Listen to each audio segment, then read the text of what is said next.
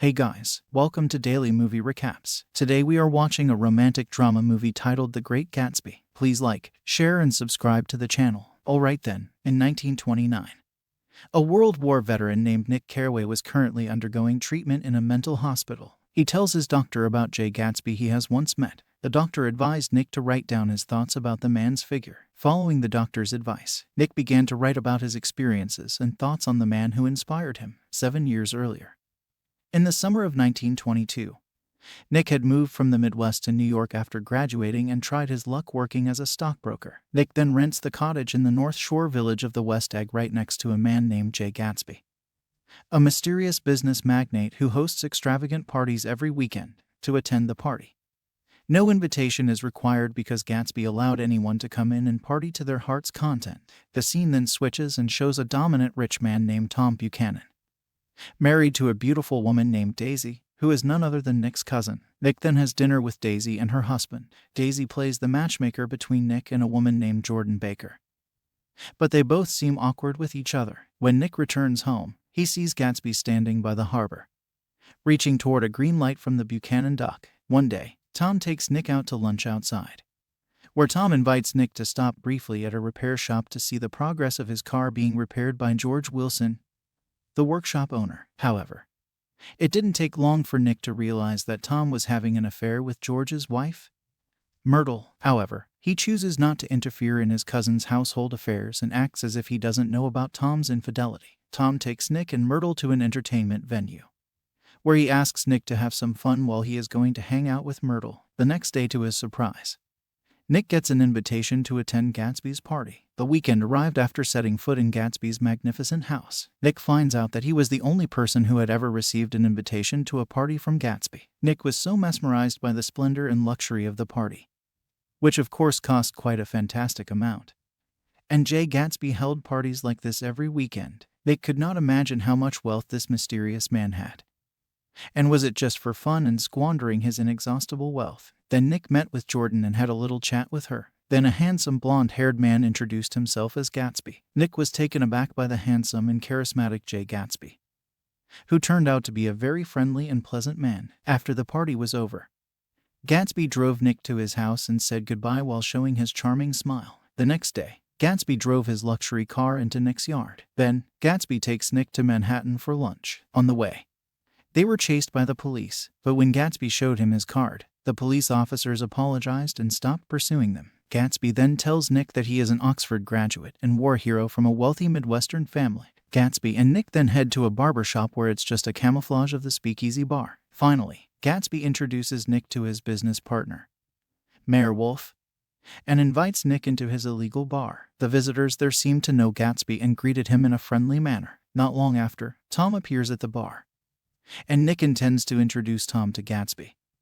But before Nick had time to introduce them, Gatsby had already left. He then asked Jordan about Jay Gatsby. Jordan then tells Nick that Gatsby started a relationship with Daisy in 1917. Still, then Gatsby was sent to war and never returned until Daisy finally decided to accept the proposal of the rich Tom Buchanan. However, just before her wedding, Daisy received a letter from Gatsby informing her of his return. Daisy had wanted to cancel her marriage to Tom, but her family convinced Daisy to marry Tom. Jordan said that Gatsby still loves Stacy, and the man deliberately throws a big party every weekend, hoping that Daisy can come to his party. Nick then takes the initiative to make Gatsby meet with Daisy, where Nick tends to invite Daisy to drink tea at his house. Gatsby looks surprised after hearing this and feels a little embarrassed because he didn't want to bother Nick. Gatsby even offered Nick a job with a much more salary than his current wage, but Nick refuses and convinces Gatsby that he only wants to sincerely help Gatsby so that he can reunite with the woman he loves so much. The following day,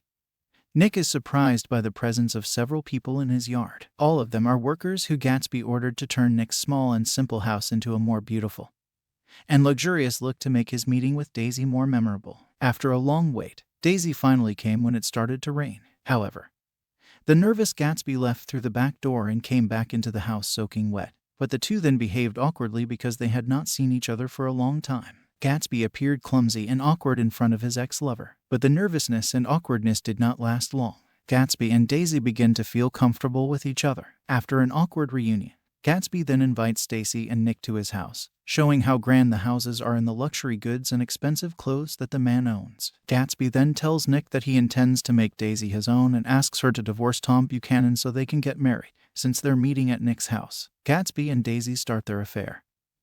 And it continues from time to time, but Gatsby is dismayed when Daisy wants to run away with him, preferring that she get a proper divorce. Blinded by love and forbidden passion, Gatsby then asks Nick and Jordan to accompany him to Buchanan's house, where he and Daisy plan to tell Tom that Daisy will divorce him and marry Gatsby. While they are all having lunch at his house, Tom becomes suspicious of Gatsby and Daisy. But Daisy prevents Gatsby from revealing anything to Tom and suggests that they all go to the Plaza Hotel. Tom drives Nick and Jordan in Gatsby's car while Gatsby drives Daisy in Tom's car. Tom then stops for gas at George's garage, where George tells the man that he and Myrtle will be moving out soon because he suspects Myrtle is having an affair with another man. At the Plaza Hotel, Gatsby then tells Tom about his affair with Daisy. Confidently, Gatsby told Tom that Daisy had never loved Tom and had only loved him all along. But instead, Daisy said that she loved Gatsby but couldn't bring herself to say she never loved Tom because she had loved Tom and Gatsby wasn't by her side. An annoyed Tom then accuses Gatsby of never attending Oxford and making his fortune through bootlegging with the Mafia, as well as running an illegal bar business. Tom even insulted Gatsby by saying that Gatsby was just a poor man who pretended to be wealthy and respectable to impress Daisy. And in fact, Gatsby was a nobody. Gatsby became angry and attacked Tom, which did not describe the figure of a gentleman in the eyes of people like Tom. Finally, Gatsby and Daisy leave the place driving. On the other hand, George and Myrtle seem to have a big fight where George forces his wife to reveal who the man has dared to have a relationship with her. Myrtle then ran into the street and was accidentally hit by Gatsby's car traveling at high speed. After learning about Myrtle's death, which shocked him greatly, Tom went to George and told him that the car that had hit his wife belonged to Jay Gatsby and deliberately killed her to cover up their affair. On the other hand, Daisy was the one driving when the accident happened. Tom promised Daisy that he would take care of whatever it was. But Nick didn't tell Gatsby. Gatsby later admitted to Nick that he was born into a poor family, and his real name was James Gatz. When he was 16 years old, Gatsby recounts that he met a rich man and saved his life when a storm hit them at sea. The man then returned Gatsby's kindness by teaching him all the ways to be a man respected by society, from how to behave, talk, and so on. Gatsby then continued his story when he was about to be assigned to the battlefield, where Gatsby had asked Daisy to wait for him until he had made something of himself. But instead, Daisy chose to marry Tom Buchanan, America's wealthiest bachelor. Just 7 months after the war ended, he did attend Oxford for a short 5 months on a special program for officers. When Nick is about to go home, Nick tells Gatsby that he's better than a lot of them, including Tom and Daisy. The next day, Gatsby, who was at his pool, heard the phone ring and thought it was Daisy when a servant answered the phone. George thinks that Gatsby is Myrtle's mystery man and deliberately killed his wife. He then breaks into Gatsby's house, shoots and kills Gatsby before deciding to commit suicide.